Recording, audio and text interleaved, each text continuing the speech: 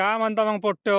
तर आज चाललो होतो आपण मंगरुळले. तर कायच्यासाठी आपल्याला आता भाजीपाला. मग जाता जाता कलश म्हणे मी गाडी चालवतो, मग भाजीपाला घेऊन आलो. कलश म्हणे ढोकळा बनवू. मस्त ढोकळा बनवला कलशनं, एकच नंबर झाला होता. मग रपारप घेतला खाऊ.